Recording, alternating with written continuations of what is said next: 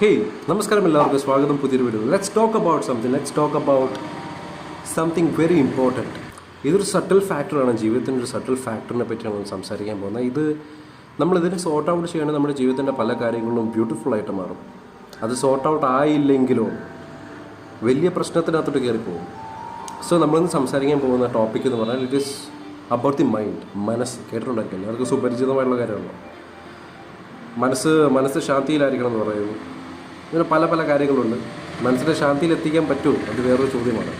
അത് നമ്മളെല്ലാം മനസ്സിനൊരു അടിമയാണ്. മിക്കവരും അതെ. 99% of people are slaves of their own mind. അവരവരുടെ മനസ്സിന് അടിമ തന്നെയാണ്.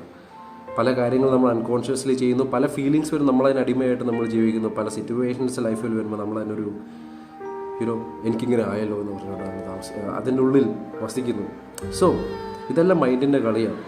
So to understand the mind, മനസ്സിനെ തിരിച്ചറിയാൻ, മനസ്സിനെ മനസ്സിലാക്കുക എന്നുള്ളതിന് നമ്മൾ മനസ്സിനെ ആദ്യം തിരിച്ചറിയണം. മനസ്സിനെ തിരിച്ചറിയുക എന്ന് പറയുന്നത് ഒരു വലിയ പ്രോസസ്സാണ്. മനസ്സിനെ തിരിച്ചറിയാതെയാണ് പല ആൾക്കാരും ജീവിക്കുന്നത്. മനസ്സിനെ തിരിച്ചറിയുന്ന ആൾക്കേ മനസ്സിനെ മനസ്സിലാക്കാൻ പറ്റത്തുള്ളൂ. മനസ്സിനെ മനസ്സിലാക്കാൻ ആ കോറിലേഷൻ തന്നെ കണ്ടില്ലേ.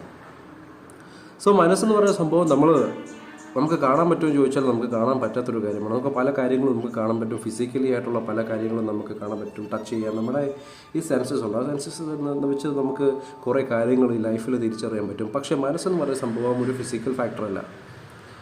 U can call it a metaphysical thing. It is not physical. You can not touch it. അതിനെ സ്മെൽ ചെയ്യാൻ പറ്റത്തില്ല, അതിനെ തൊടാൻ പറ്റത്തില്ല, അതിനെ കാണാൻ പറ്റത്തില്ല. കാണാൻ പറ്റും, ഒരു കാര്യം ചെയ്താൽ മാത്രം അതിനെ കാണാൻ പറ്റും. That is through meditation. അല്ലാത്ത പക്ഷം മെഡിറ്റേഷൻ ചെയ്യാത്ത അവർക്ക് മനസ്സിനെ തിരിച്ചറിയാൻ പറ്റില്ല. ഇൻഫാക്റ്റ് അവർക്ക് അതിനെ നോട്ട് ചെയ്യാനേ പറ്റത്തില്ല. എന്താണ് ഈ മനസ്സെന്ന് ചോദിക്കുവാണെങ്കിൽ, മനസ്സെന്ന് പറയുന്ന സംഭവം തോട്ട്സാണ്. ഞാൻ നേരത്തെ പറഞ്ഞത് ഇതൊരു ഫിസിക്കൽ ഫാക്ടറല്ല, ഇതൊരു മെറ്റാഫിസിക്കൽ തിങ് ആണ്. ഈ മെറ്റാഫിസിക്കൽ തിങ് എന്ന് പറഞ്ഞാൽ എന്താണെന്ന് ഉദ്ദേശിക്കുന്നത്, അത് മനസ്സിലെ തോട്ട്സാണ്, ചിന്തകളാണ് മനസ്സെന്ന് പറയുന്നത്. എത്രത്തോളം കൺട്രോളുള്ളൊരു മനസ്സുണ്ടെങ്കിൽ, എത്രത്തോളം മനസ്സിനെ തിരിച്ചറിഞ്ഞ ആളാണോ അയാൾക്ക് അയാളുടെ ചിന്തകളെ കാണാൻ പറ്റും. ആ ചിന്തകളെ അയാൾ എങ്ങനെ യൂട്ടിലൈസ് ചെയ്യുന്നു അനുസരിച്ചിരിക്കുമ്പോഴുള്ള ലൈഫ് തന്നെ.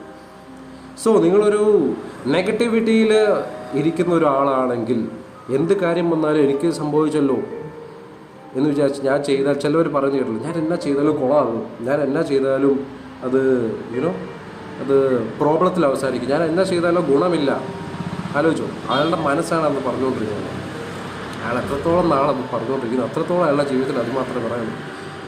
ഇതിൻ്റെ ലൈഫിൻ്റെ ഒരു ചെറിയൊരു സീക്രട്ട് പറഞ്ഞു തരാം. സീക്രട്ട് എന്ന് പറഞ്ഞാൽ ഇത്രയേ ഉള്ളൂ. നിങ്ങൾ എന്താണോ ചിന്തിക്കുന്നത് ആ കാര്യമായിരിക്കും റിവേർബറേറ്റ് ചെയ്ത് തിരിച്ച് ഈ ജീവിതം തിരിച്ച് തരാൻ പോകുന്നത്. സോ നെഗറ്റിവിറ്റിയിൽ വസിക്കുന്ന ഒരാളാണെങ്കിൽ അയാളുടെ ജീവിതത്തിൽ അങ്ങനത്തെ ഫാക്ടേഴ്സേ മുമ്പിലോട്ട് വരത്തുള്ളൂ. ഇപ്പോൾ പറയുകയാണെങ്കിൽ ഇതൊരു ബൂമറാങ്ക് പോലെയാണ്. ഒരു ബൂമറാങ്ക് അങ്ങോട്ട് എറിഞ്ഞാൽ അത് തിരിച്ച് കറങ്ങി നമ്മുടെ അടുത്തോട്ട് തന്നെ വരും.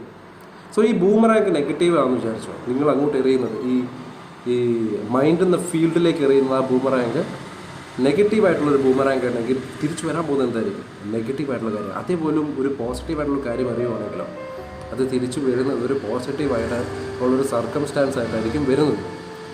സോ നമുക്ക് നമ്മുടെ മനസ്സിനെ നമുക്ക് മാക്സിമം പോസിറ്റിവിറ്റിയിലേക്ക് കയറ്റി വിടേണ്ടി വരും. If you want A better life, ഒരു ടൂൾ ഉണ്ടെന്ന് വിചാരിക്കുക. മൈൻഡിൻ്റെ ഒരു ടൂൾ, ഒരു സ്ക്രൂ ഡ്രൈവർ എന്ന് വിചാരിക്കുക. Screwdriver, what we are going to do with സ്ക്രൂ ഡ്രൈവറിനെ വെച്ച് നമുക്ക് സ്ക്രൂ തിരിച്ചെടുക്കാൻ പറ്റും.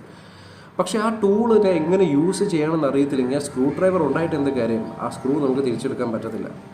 സോ അതുപോലെയാണ് ഈ മനസ്സൊരു ടൂളാണ്. ഈ ലോകത്ത് നമുക്ക് നാവിഗേറ്റ് ചെയ്യാൻ, വർക്ക് ചെയ്യാൻ വേണ്ടിയുള്ളൊരു ടൂളാണ് മനസ്സെന്ന് പറയുന്ന സംഭവം. അപ്പോൾ ഈ ടൂളിനെ നമ്മൾ ആദ്യം ഉണ്ടെന്ന് മനസ്സിലാക്കേണ്ട, അതിനെ എങ്ങനെ യൂസ് ചെയ്യണമെന്ന് മനസ്സിലാക്കുക.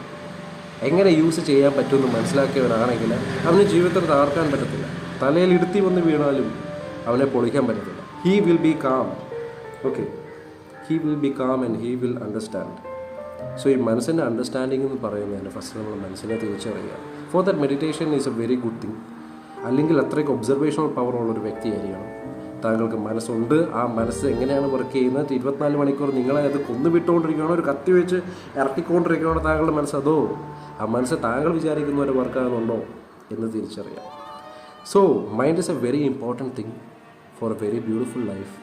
ഫോർ എക്സാമ്പിൾ വേറൊരു കാര്യം, ഇപ്പോൾ രോഗങ്ങളുള്ള ആൾക്കാരെന്ന് വിചാരിച്ചു. രോഗങ്ങളുള്ള ആൾക്കാരാണെങ്കിൽ അവരുടെ മനസ്സ് എപ്പോഴും രോഗത്തിനെ പറ്റിയായിരിക്കും ചിന്തിച്ചുകൊണ്ടിരിക്കുന്നത്. അല്ലെങ്കിൽ ഫോർ എക്സാമ്പിൾ അങ്ങനത്തെ ആൾക്കാർ അവരുടെ ബാഗിനകത്ത് വരെ ഒരു മെഡിസിൻ ക്യാരി ചെയ്തുകൊണ്ടിരിക്കുന്ന ഒരാളെന്ന് വിചാരിച്ചു. എപ്പോഴും അവരുടെ ജീവിതം അല്ലെങ്കിൽ അവരുടെ കൂടെ എന്നാ സഞ്ചരിക്കുന്ന സാധനമാണ് മെഡിസിൻ. നിങ്ങളുടെ മനസ്സിനോട് നിങ്ങൾ ഓൾറെഡി സെറ്റാക്കി വെച്ചിട്ടുണ്ട്, എനിക്ക് ഗുളിക ഇല്ലാതെ പറ്റത്തില്ല. ഈ മനസ്സിൽ വിശ്വസിക്കാൻ തുടങ്ങും. ആ മനസ്സ് വിശ്വസിക്കുന്ന എന്താണോ അതുപോലെ തന്നെ തിരിച്ചു വന്നുകൊണ്ടിരിക്കും. അവരുടെ ബോഡി അതിനെ റിയാക്ട് ചെയ്യാൻ തുടങ്ങും.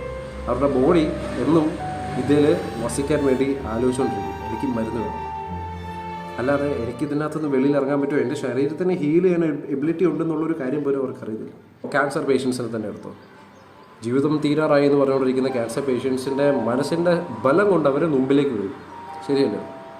എന്തുകൊണ്ടാണ്? അത്രയും നാളും അവർക്ക് അതിനുള്ള മോട്ടിവേഷൻ ഫാക്ടർ ആയിരുന്നു. ഒരു ഡോക്ടർ വന്നിട്ട് പറയുമ്പോൾ അവർക്ക് മനസ്സിലാവും, I can get out of this, ഞാൻ ഈ മനസ്സിൽ നിന്ന് വെളിയിൽ ചാടും, അല്ലെങ്കിൽ ഞാൻ ഇതിനകത്തുനിന്ന് വെളിയിലെത്തും എന്ന് പറഞ്ഞൊരു ബിലീഫ് അവർ മനസ്സിൽ വെക്കുകയാണ്.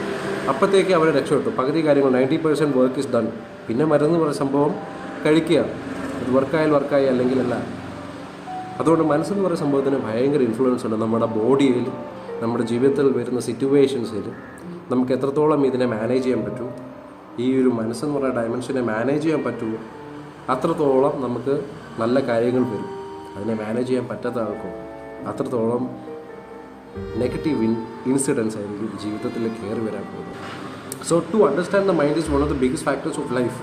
If you don't understand or try to understand your mind, it is going to influence you very badly. നമ്മളത് ഭയങ്കര ഇതായിട്ട് ഒരു ബാഡ് ഒരു നെഗറ്റീവിനകത്തോട്ട് ഇൻഫ്ലുവൻസ് ചെയ്യുന്നത്. That is why most of the people dwell in negative weight.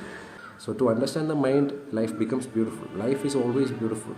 നമ്മുടെ ഈ മൈൻഡിൻ്റെ ഒരു പെർസ്പെക്റ്റീവ് ഷിഫ്റ്റാണ് ഇതിനെല്ലാം problem. So always be with the mind, understand your mind.